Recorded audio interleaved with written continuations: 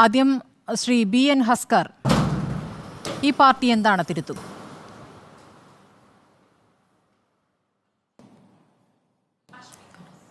സ്മൃതി, ഇടതുപക്ഷത്തെ സംബന്ധിച്ചിടത്തോളം ഇപ്പോൾ നമ്മുടെ മുന്നിൽ ഒരു വലിയ വിവാദത്തിലേക്ക് നയിക്കുന്ന ഒരു പ്രശ്നമായി നിങ്ങൾ ഉയർത്തി കാണിക്കുന്നത് അഭിവന്ദ്യ തിരുമേനി ഗീവർഗീസ് മർക്കുരിയോലസിൻ്റെ ഒരു ഫേസ്ബുക്ക് പോസ്റ്റിനെ തുടർന്ന് അദ്ദേഹത്തിന് സഖാവ് പിണറായി വിജയൻ നൽകിയ മറുപടിയിലൂടെയാണ്.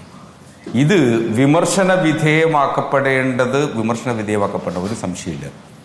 സഖാവ് ഗീവർഗീസ് മർക്കുരിയോലസ് അഭിവന്ദ്യ തിരുമേനിയെ സംബന്ധിച്ചിടത്തോളം അദ്ദേഹം എല്ലാ കാലത്തും ഇടതുപക്ഷത്തോടൊപ്പം ഉറച്ചു നിൽക്കുകയും എല്ലാ കാലത്തും ഇടതുപക്ഷ മനസ്സ് സൂക്ഷിക്കുകയും ഒരു ഇടതുപക്ഷ ആഭിമുഖ്യം സൂക്ഷിക്കുകയും ചെയ്യുന്നൊരു മനുഷ്യനാണ്. സ്വാഭാവികമായും അദ്ദേഹത്തിന് സഖാവ് ഗീവർഗീസ് എന്നൊരു വിളിപ്പേരുണ്ട് എന്നാണ് മനസ്സിലാക്കാൻ കഴിഞ്ഞിട്ടുള്ളത്.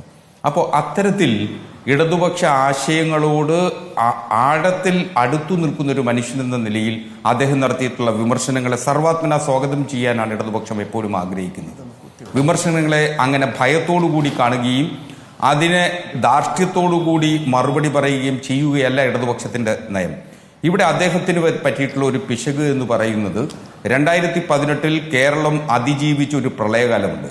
ആ പ്രളയകാലത്തെ സംബന്ധിച്ച് ആ പ്രളയം എന്ന് പറയുന്നത് നടാടെ കേരളത്തിൽ സംഭവിക്കുകയും അനിതര സാധാരണമായ ആ സംഭവത്തെ തുടർന്ന് കേരളം പടുത്തുയർത്തുന്നതിൽ അന്ന് ഇടതുപക്ഷ ജനാധിപത്യ മുന്നണി ഗവൺമെന്റിന് നിസ്തൂലമായ പങ്കുവഹിച്ചു.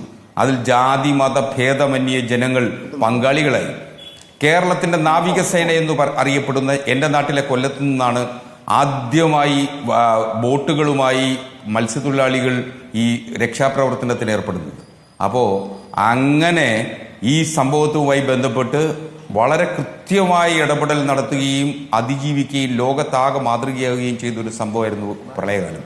അതിനുശേഷം വന്ന കോവിഡ് കാലം ലോകമാകമാനം വലിയ വൻകിട സാമ്പത്തിക ശക്തികളാകമാനം ഞെട്ടിത്തെരിച്ചു നിന്നപ്പോൾ കേരളത്തിലെ ജനങ്ങളെ മുഴുവൻ ചേർത്ത് പിടിച്ചുകൊണ്ട് ഈ സർക്കാർ ജനങ്ങൾക്കൊപ്പമുണ്ട് എന്ന് ബോധ്യപ്പെടുത്തിക്കൊണ്ട് ജനങ്ങൾക്ക് ആവശ്യമുള്ള ദാരിദ്ര്യത്തിൽ നിന്ന് മോചനം നേടുന്നതിന് സൗജന്യമായി ഭക്ഷണവും അതുപോലെ തന്നെ ഭക്ഷ്യധാന്യങ്ങളും നൽകിയ ഒരു ഗവൺമെൻറ് സംസ്ഥാനത്തുണ്ട്.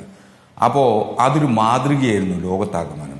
ആ മാതൃക ആണ് കേരള മോഡൽ എന്ന് വിശേഷിപ്പിക്കാവുന്ന തരത്തിൽ ആരോഗ്യമേഖലയിൽ രോഗഗ്രസ്തമായ ലോകമാകമാനം വിറങ്ങലിച്ചു നിൽക്കുന്ന ഘട്ടത്തിലാണ് ആരോഗ്യമേഖല വളരെ മുന്നിൽ കേരളത്തിൽ അതിസജീവമായി പ്രവർത്തിച്ചത്. അപ്പോൾ അങ്ങനെ കേരളത്തിന് ആരോഗ്യമേഖല ലോകത്തിനാകമായി പ്രകൃതി ദുരന്തങ്ങൾ സംഭവിക്കുമ്പോൾ ഇവിടെ സർക്കാർ പ്രവർത്തിച്ചു എന്നുള്ളത് ശരിയാണ്. സർക്കാർ പ്രവർത്തിക്കുമ്പോൾ തന്നെ ജനങ്ങളും തെരുവിലേക്ക് ഇറങ്ങുകയായിരുന്നല്ലോ രക്ഷാപ്രവർത്തനത്തിന്. അതിനാണല്ലോ ഈ മത്സ്യത്തൊഴിലാളികളെ ആ രൂപത്തിൽ മുഖ്യമന്ത്രി അവതരിപ്പിക്കുകയും ചെയ്തിരുന്നത്. പിന്നീട് ഈ മത്സ്യത്തൊഴിലാളികളോട് എന്ത് ചെയ്തു എന്നുള്ള കാര്യങ്ങളൊക്കെ അവർ തന്നെ വിമർശനങ്ങൾ ഉയർത്തുകയൊക്കെ ചെയ്തിട്ടുള്ള കാര്യങ്ങൾ ഉണ്ടായിട്ടുള്ളതാണ്. ഇപ്പോൾ വിവരദോഷി എന്ന് വിളിക്കാൻ മാത്രം ഉണ്ടായിട്ടുള്ള എന്താണ് അദ്ദേഹത്തിനെ പ്രകോപിപ്പിച്ചിരിക്കുന്നത്? നോക്കൂ, കഴിഞ്ഞ അതേ തെരഞ്ഞെടുപ്പിൽ അതേ വിധി തന്നെ സംഭവിച്ചിരിക്കുന്നു ഈ തവണയും ഒരു തരിയായി ഒതുങ്ങുകയാണ് കനൽ. അത് മനസ്സിലാക്കാതെ അതിന്മേലുള്ള ചർച്ചകൾ ഓരോ തലത്തിലും നടക്കുമ്പോൾ ഇടതിനൊപ്പം നിന്ന് ഇടതിന് വേണ്ട സമയത്തൊക്കെ പിന്തുണ നൽകിയിരുന്ന ഒരു മതപ്രതിനിധിയാണ് ഈ പ്രതികരണം നടത്തിയിരിക്കുന്നത്. അതിനെതിരെ ഈ രൂപത്തിലുള്ള വാക്കുപയോഗിക്കുന്നത് ശരിയാണോ? ആ പ്രയോഗം ശരിയാണോ എന്ന് താങ്കൾ ആദ്യം പറയും. അല്ല, ഞാൻ അതിലേക്ക് വരാം. ഒന്ന്, പലപ്പോഴും നമ്മുടെ പൊതുപ്രവർത്തകരുടെ വാക്കുകൾ അതിരുവിടാറുണ്ട്. ആ അതിരുവിട്ട വാക്കുകൾ എന്ന് പറയുന്നത് അത് പൊതുപ്രവർത്തകർ എപ്പോഴും നിശ്ചയമായും ജാഗ്രതയോടുകൂടി വാക്കുകൾ ഉപയോഗിക്കണം. ആ വാക്കുകളുടെ പ്രയോഗത്തെ സംബന്ധിച്ചിടത്തോളം പിണറായി വിജയന് പിശക് പറ്റിയിട്ടുണ്ടെന്ന് പറയുന്നതിന് എനിക്കൊരു മടിയില്ല. അത്തരമൊരു വിവരദോഷി എന്ന പ്രയോഗം സഖാവ് പിണറായി വിജയനെ പോലുള്ള അത്യുന്നത സ്ഥാനങ്ങളിൽ ഇരിക്കുന്ന ഒരു വ്യക്തിയിൽ നിന്ന് വരാൻ പാടില്ലാത്തതാണ്. ഒരു സംശയമില്ല കാര്യത്തിൽ. അത് തുറന്ന് സമ്മതിക്കുന്നതിന് ഒരു മടിയും ഇക്കാര്യത്തിലില്ല. പക്ഷേ അഭിവന്ദ്യ തിരുമേനി നടത്തിയിട്ടുള്ള പ്രയോഗം അത് കടുത്ത വേദനയുളവാക്കുന്നതായിരുന്നു. പ്രളയകാലത്തെയും കോവിഡിനെയും അതിജീവിച്ച സർക്കാർ എന്ന നിലയിൽ വീണ്ടും പ്രളയവും കോവിഡും വരും എന്ന് നാം ആഗ്രഹിക്കണം, ഇടതുപക്ഷം വരണം എന്ന് പറയുന്നത് അങ്ങനെ ഒരു സാഹചര്യം ഉണ്ടാകുമ്പോൾ സർക്കാരിന് പിന്തുണയുണ്ടാകും. അങ്ങനെ ഒരു സാഹചര്യം ഇനി വരുമെന്ന് പ്രതീക്ഷിക്കാൻ പറ്റില്ല എന്ന് പറയുമ്പോൾ അത് ആഗ്രഹിക്കുന്നു എന്നാണോ താങ്കളുടെ മനസ്സിലാക്കൽ? ഈ പ്രതികരണത്തിൽ അദ്ദേഹത്തിന്റെ ഫേസ്ബുക്ക് പോസ്റ്റിൽ ഒരു സ്വയം വിമർശനം കൂടിയുണ്ട് എന്നുള്ളത് താങ്കൾ മനസ്സിലാക്കുന്നില്ലേ? അല്ലെങ്കിൽ അദ്ദേഹത്തിന്റെ സഭയുമായി ബന്ധപ്പെട്ട ചില കാര്യങ്ങളെ അദ്ദേഹത്തെ പോലൊരു കുര്ലോസ് തിരുമേനി പറഞ്ഞത് മത സാമുദായിക സംഘടനകളെ അതിരുവിട്ട് പ്രീണിപ്പിക്കാനുള്ള ശ്രമങ്ങൾ ഇടതുപക്ഷം നടത്തി എന്ന് അദ്ദേഹം പറയുന്നു. സുപ്രീം കോടതി വിധി അട്ടിമറിച്ച് യാക്കോബായ സഭയ്ക്ക് അനുകൂലമായി പിണറായി വിജയനും ഇടത് സർക്കാർ നടത്തിയ പ്രീണന നയത്തെപ്പറ്റി അദ്ദേഹം പറഞ്ഞു എന്ന് വേണം മനസ്സിലാക്കാൻ. ശബരിമല കേസിൽ കോടതി വിധി നടപ്പാക്കാൻ കാട്ടിയ ആർജവം സഭാ കേസിൽ കാട്ടിയില്ല എന്ന് മാത്രമല്ല, സിമിത്തേരി ബില്ല് പോലുള്ളവ കൊണ്ടുവന്ന് ആ വിധി ലഘൂകരിക്കാനുള്ള ശ്രമങ്ങളും ഇടത് സർക്കാർ നടത്തുകയുണ്ടായി. അപ്പോൾ ഇതൊക്കെ ചില കാര്യങ്ങളാണ്. അദ്ദേഹം യാക്കോബായക്കാരനാണ്, എന്നിട്ട് പോലും യാക്കോബായ സഭയുമായി ബന്ധപ്പെട്ട ഒരു വിമർശനം സ്വയം നടത്തുന്നുണ്ട് അദ്ദേഹം. അപ്പോൾ അതിനെ മനസ്സിലാക്കാതെ ഒന്നല്ലല്ലോ ഈ പ്രതികരണം നടത്തുന്നത്. വിമർശനങ്ങൾ കേൾക്കാൻ വിമുഖനാണ്. ഈ തെരഞ്ഞെടുപ്പ് പരാജയത്തിന് ശേഷം ഒരു വാർത്താക്കുറിപ്പിലൂടെയാണ് മുഖ്യമന്ത്രി പ്രതികരിച്ചത്. ഇന്നിപ്പോൾ ഡൽഹിയിൽ അദ്ദേഹത്തിന്റെ പ്രതികരണം കണ്ടല്ലോ, ഇവിടെ ചൂടാണെന്ന്.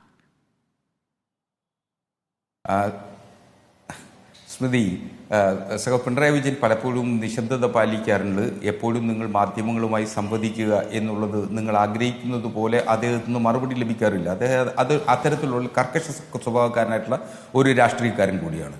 അപ്പോൾ അഭിമന്യ പിതാവ് ഗീവർഗീസ് കുര്യോലോസ് തിരുമേനിയെ സംബന്ധിച്ചിടത്തോളം അദ്ദേഹം ഇടതുപക്ഷ ആഭിമുഖ്യമുള്ള ആളാണ്. യാക്കോബ സഭയുമായി ബന്ധപ്പെട്ട സുപ്രീം കോടതി വിധിയെ സംബന്ധിച്ച് ഏതെങ്കിലും പ്രീണനം നടത്തി എന്നൊരു തോന്നൽ അദ്ദേഹത്തിന് ഉണ്ട് എന്ന് ഞാൻ കരുതുന്നില്ല. മാത്രമല്ല, യാക്കോബ സുറിയാനി സഭ തന്നെ അദ്ദേഹത്തിന്റെ വിമർശനത്തെ ഉൾക്കൊണ്ടിട്ടില്ല. യാക്കോബ സുറിയാനി സഭ തന്നെ പറഞ്ഞു, ഇത് ഞങ്ങളുടെ അഭിപ്രായമല്ല, അത് തിരുമേനിയുടെ വ്യക്തിപരമായിട്ടുള്ള അഭിപ്രായം മാത്രമാണത് എന്ന് വ്യക്തമാക്കിയിട്ടുണ്ട്. അപ്പോൾ അവിടെ കഴിഞ്ഞു ആ വിഷയം.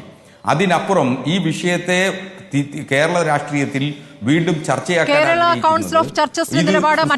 സമൂഹത്തിനെതിരെ നടത്തുന്ന നിലപാടാണ് എങ്കിൽ മാത്രമേ നിങ്ങൾക്ക് ഗീവർഗീസ് മാർ കൂർലോസിന്റെ പ്രതികരണം സ്വീകാര്യമാകുകയുള്ളൂ എന്നാണോ? അപ്പോൾ പിന്തുണയ്ക്കുന്ന ഘട്ടത്തിൽ അങ്ങനെ ആയിരുന്നില്ലല്ലോ. ആ ഘട്ടത്തിൽ അദ്ദേഹം ഇടതിനോട് അനുഭാവം പ്രകടിപ്പിക്കുന്നയാളും നല്ലയാളും നിങ്ങളുടെ ചർച്ചകളിൽ അല്ലെങ്കിൽ നിങ്ങളുടെ സെമിനാറുകളിൽ സംസാരിക്കാൻ പറ്റിയ അഭിമന്യ വ്യക്തിയുമായിരുന്നു. വിമർശിക്കുമ്പോൾ അതെല്ലാം മാറും അല്ലേ? ഒരിക്കലില്ല. ശ്രീ ആദരണീയനായ തിരുമേനിയോട് ഞങ്ങൾക്ക് എല്ലാ അർത്ഥത്തിലുള്ള ബഹുമാനവും ആദരവും ഉണ്ട്. അദ്ദേഹത്തിന്റെ വിമർശനം ഞങ്ങൾ സർവാത്മന സ്വീകരിക്കുകയും ചെയ്യുന്നു. അദ്ദേഹം വിമർശിച്ചിരിക്കുന്ന ഒന്നാം ഘട്ടത്തിൽ പറയുന്നു, ഞങ്ങളുടെ ഇടതുപക്ഷത്തിന്റെ സാമ്പത്തിക നയത്തെ സംബന്ധിച്ചും കേരളത്തിലുണ്ടായിട്ടുള്ള സാമ്പത്തിക പ്രതിസന്ധിയെ സംബന്ധിച്ചും അദ്ദേഹം പറയുന്നു. അദ്ദേഹം കാര്യങ്ങൾ പഠിക്കാതെയല്ല അദ്ദേഹം പറഞ്ഞിട്ടുള്ളത് എന്ന് തന്നെയാണ് ഞങ്ങൾ കാണുന്നത്. അത്തരം വിമർശനങ്ങളെ ഞങ്ങൾ തിരുത്താം. ഞങ്ങളുടെ നേതാക്കന്മാർ ധാർഷ്ട്യത്തോട് പെരുമാറുന്നു എന്നുള്ള വിമർശനം അതും ഞങ്ങൾക്ക് തിരുത്താൻ കഴിയുന്നതാണ്. അതുപോലെ ക്ഷേമ പെൻഷനുകൾ കൊടുക്കാൻ കഴിയുന്നില്ല, അത് മുടങ്ങിയത് മുതലുള്ള അദ്ദേഹത്തിനുള്ള വിഷമം, ആ വിമർശനവും ഞങ്ങൾ ഉൾക്കൊള്ളുന്നു.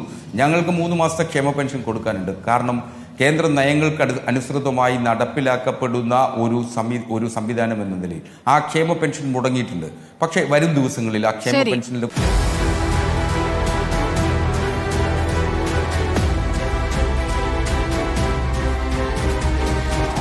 ഡിബേറ്റ് വിത്ത് സ്മൃതി പരുത്തിക്കാട്.